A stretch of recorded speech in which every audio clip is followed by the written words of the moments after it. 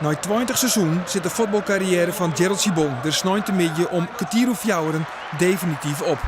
Een hoorn en een knuffel van de vastzitter, nog een laatste ereronde met zijn ploeggenoten en dat is het dan. Dus voor mij is het klaar. Ja. Hoe voelt dat? Ja, nou ja, nog niet zo. Ja, het is vakantie, laatste wedstrijd van het seizoen, dat idee. Denk je bij alles wel van, nou ja, laatste keer het ritje naar het stadion, laatste keer dit, laatste keer warming-up? Nee, ik word altijd aan herinnerd door Bas, word ik altijd aan herinnerd. Die zeggen laatste keer.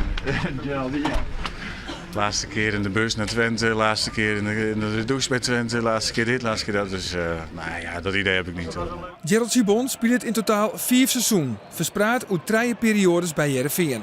Het absolute hoogtepunt is het winnen van de KNVB-beker.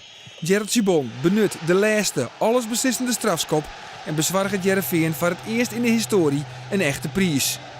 Na een jaar voetballing te hebben in Australië komt Sibon aan het begin van dit seizoen waarom naar Friesland. Maar de overall topscorer van Heerenveen shot mijn meende gevoelens waarom op zijn tweede periode. Ik ben hier toch ook om te spelen en daar ben ik niet ontevreden over. Maar gewoon ook verder de manier hoe ik bij betrokken ben. En dat had ik iets meer van verwacht. Zeg maar. Hoe bedoel je dat dan, erbij betrokken? Meer door de trainer? Ja, onder andere. Ja, nou eigenlijk dat wel, ja. Ja, je kijkt toch een beetje met gemengde gevoelens terug op dit seizoen dus? Ja. Gerald Sibon hier nog hopen op een trainingsfunctie bij de club. Maar daar wie bij Heerenveen geen plak voor.